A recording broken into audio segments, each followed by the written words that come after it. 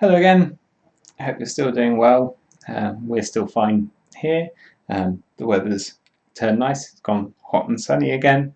One of the benefits of being on the edge of a national park is just being able to go out and walk. So we've been for quite a few long walks over the fields, not seeing anyone, which has been really nice. So I hope you are also having the opportunity to do things like that to get some space during this time. Sympathies with you if you're in a flat and aren't able to get out and walk anywhere. I hope the lockdown lifts quite soon enough for you to be able to go somewhere and get some air and get some space for a bit. It must be quite tough being cooped up. Anyway, things that I have been up to. So last week I was going to start painting some Technolog figures, and I have painted some of those. So I'll get some photos in the album. I've updated the painting challenges albums. So if you've got anything to submit, please do head over to the group on Facebook. I'll put a link in the comments. Go and pop some stuff on there. It'd be great to see it. I've been lagging a little bit behind, despite being forced to be at home. There isn't quite as much time as I thought there was going to be, or things are taking longer than I think they're going to. So I'm moving through stuff a bit slower. So for this week, I'm not going to. Well, no, I am going to announce a new challenge. And of course, all of the challenges are optional. There's no compulsion for any of them. But this week, I'm probably not going to do this challenge because I'm a bit behind. I'll carry on working on some other stuff. But the challenge that I want to place, or the challenge that I want to label for you this week is to paint something for someone else. So if you've got something in your collection that you think somebody else might appreciate, paint it up and either send it through the post to them, or next time you see them, you can give them that. So I probably won't get to that this time, but yeah, we'll see. So if you do, there won't be an album for it, but if you do have time to paint something for someone else, paint something for someone else. I've been finishing this. So my 1:50 scale model of the Bonifacius Bridge in Belgium with the little house that's connected to it, and this is 1:50, so it's a bit on the large size for the 28mm stuff, but it will be absolutely fine for 28mm figures. But also for my plan is to put my Warriors and Badgers stuff on, which is slightly larger scale. So that'll look quite nice on here. And I've been filming the process of this because this has been a project that I'm doing while working from home for the university that I work for.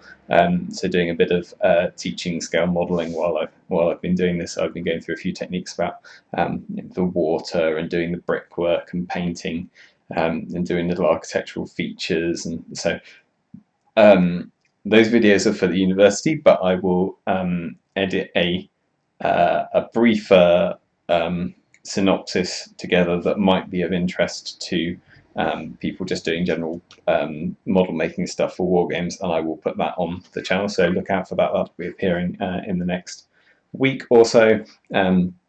Things that you won't see on the UE video, things like it's on the back of a record, because I'm working with what I've got from home, so that was just a convenient sized circular. This is the Dvorak's New World Symphony, and was used as packing for another LP that came. So don't worry, I'm not damaging anything precious. This was a vinyl that I was never. Well, it was pretty scratched up anyway, but not going to get a lot of play. So anyway, that's there. That's finished. Look out for that video. But I am down here in our front room next to a different bookcase because I want to talk about a couple of books that I have been reading and working through recently. The first thing that I've been doing is, you may know from my blog a while ago, I bound up the 1st through 8th edition Warhammer Fantasy Battle stuff into a, how many volumes is it? I can't remember now. Possibly like 15 volumes, something like that, into a big sort of leather-bound encyclopedia series, and learned some bookbinding from a very, very friendly, helpful bookbinding guy to put that together. So that was a project that took me a couple of years, but was a few years back now, and I haven't done a lot since then. But back in January, after years of looking for the UK edition Bucky O'Hare comics. You might remember Bucky O'Hare from the TV series or from the Larry Harmer comics. The first, so that they came from this was the original Larry Harmer comic that led to the TV series, and this one's actually this is number 1880 of 2000. So there you go, a limited edition signed by Larry Harmer and Michael Golden, but not that limited, but to 2000. So anyway, I've got that. So I've had that for a while. And Bucky O'Hare was one of my favourite cartoons as a kid, and I've been looking for ages for the UK comic run that they did of it, because the first 6 of these, which are fairly easily and regularly available, are the same Larry Harmer story, but then from issue 7 onwards, they ran 7 to 20 new storylines done with different artists, different writers. So it's not Larry Harmer, it's not Michael Golding. It's very different, but trying to keep some of the same style, I guess, whilst marrying up the characters with the TV series. And because they were kids' comics in the 90s, they're very hard to get hold of. Lots of people got rid of them. Lots of people chucked them out or recycled them or whatever else. But in January, after about 4 or 5 years of looking, I came across 1 to 19 on eBay, and normally, or the last 2 times that I've seen 1 to 20 come up, they've gone for £200 upwards. I'm not paying that for children's comics, but I managed to get for a much lower price issues 1 to 19. So I'm still looking for 20 if anyone has 20. But I have spent some time now binding those into a hardback book there, so that they're all together. They're not going to get any more dog-eared than they already were, and hopefully they'll all stick together. And I've left a bit of space at the back for another episode. These ones floating around are some duplicates that I've got, but I've left some space in the back there for a number 20 when that's available, which is why the spine here is a little bit uneven, because it doesn't have that last edition in that will make it square and rigid and tight. So that's the first thing that I've been doing. That's gone down here.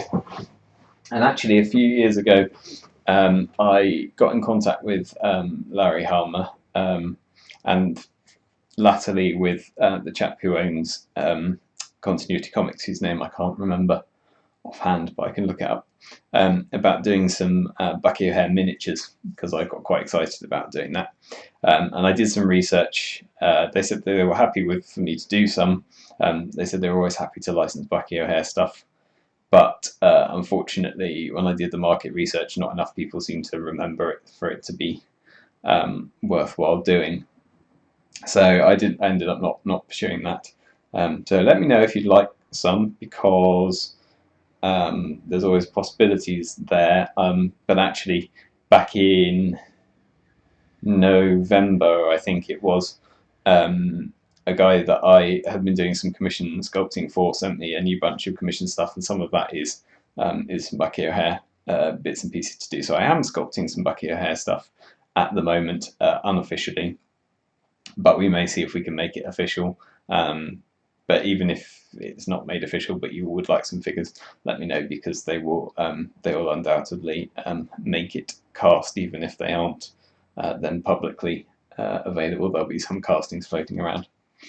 The other thing that I've been doing that's related to the sculpting is you might have seen or heard in the previous videos that I've been sculpting some not Jez Goodwin wood elves. I got to faces last week, and that was really hard. It's been quite a while since I've done a face, and there are so many different approaches to faces. And yeah, I had to do quite a lot of practicing to get back into that because I've not done human faces for a little while. I've been doing helmets and things, so I've not had that pleasure. And I've got there. I've got there. You'll see photos, I'm sure, at some point of the heads. They're not Jez Goodwin style heads. There's something very and historical sculptors do this as well. And if anyone knows what it is, let me know, because there must be a technique that they use, because the heads are they're not necessarily lacking in character, but they're very basic heads, but they're very well defined. It's like Bob Ross painting. Having done a Bob Ross session, I'll do another one at some point. I keep meaning to do one for a video, but maybe this weekend I'll get around to it. But if you've done any Bob Ross painting, or you've seen him paint, he will just bash it through in 5-10 minutes. This really nice looking painting.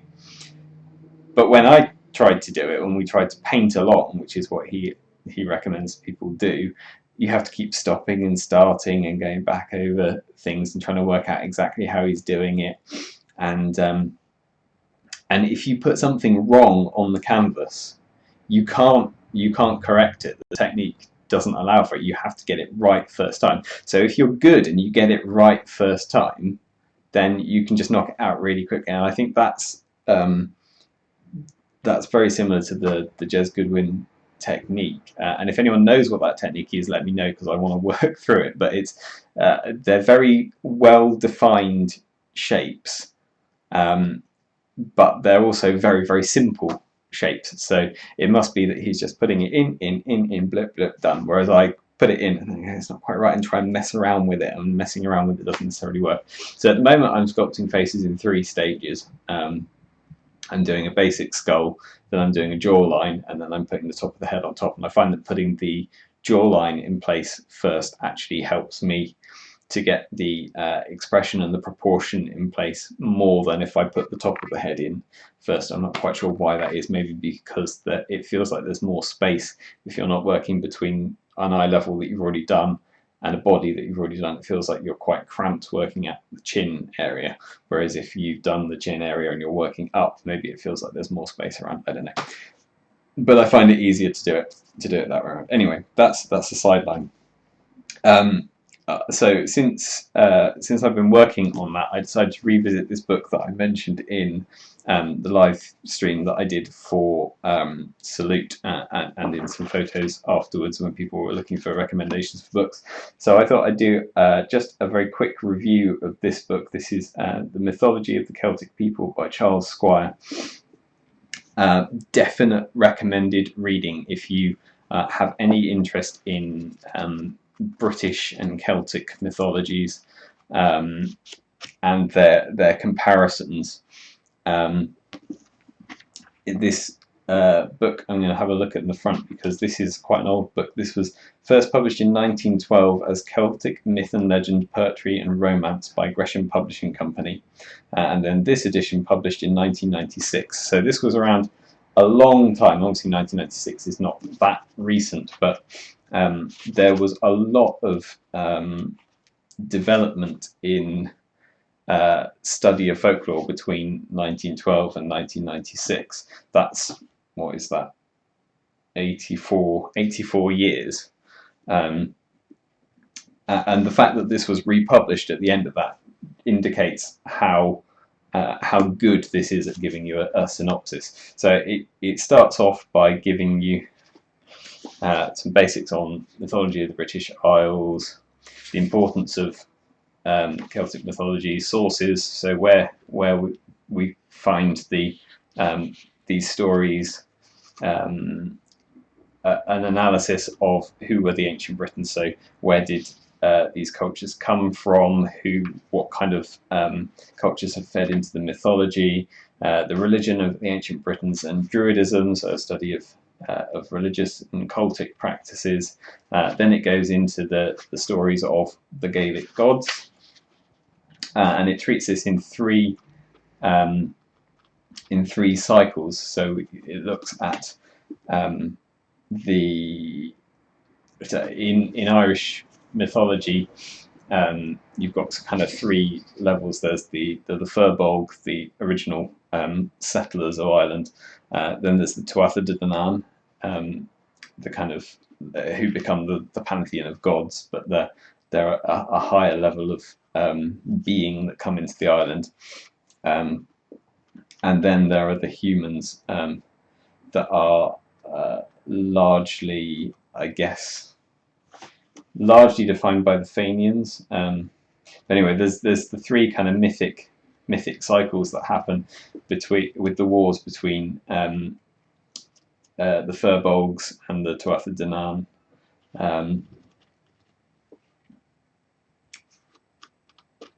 And then the war, the war between the Firbolgs and the Fomorians, and then the Tuatha De Danann come in and usurp the Firbolg in their place, and then the humans come in their place, and then you move on to stories of kind of human heroes rather than semi-divine characters.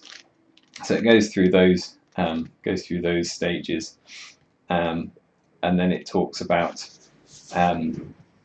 the more Brittonic gods, so the distinctive, and most of this is based on the Mabinogion, but the distinctive sort of Welsh and British Isles stories rather than the Celtic Gaelic cycles. But throughout, it ties into the cultures of where people have come from, where people have travelled from. It ties into comparative with other ancient mythologies. It looks at ways that the same stories have been reinvented. So a lot of the Firbolg-Fomorian conflict is then echoed in the Firbolg Tuatha De Danann and the Tuatha De Danann against their the kind of what's the I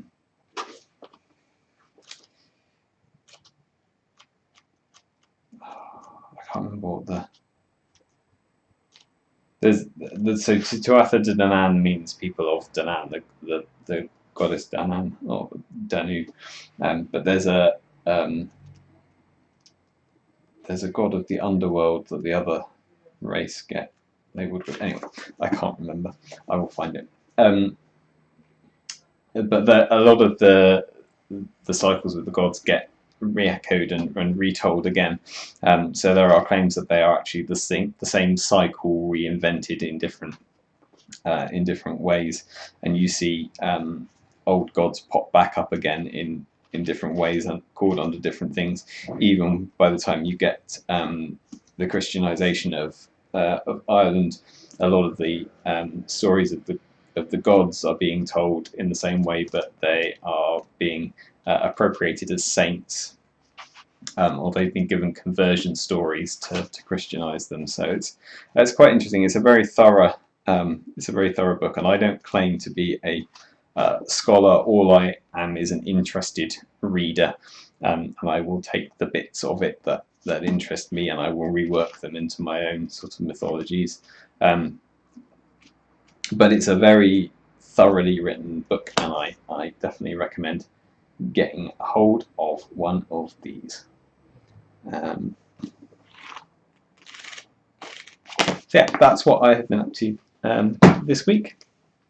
As I say, I will put up videos of my house building. I will put up photos of my sculpting. I have updated the albums on the Facebook group, so if you've been doing the lockdown challenges, please go and stick some stuff on there. Take care, stay safe, and I will see you next week.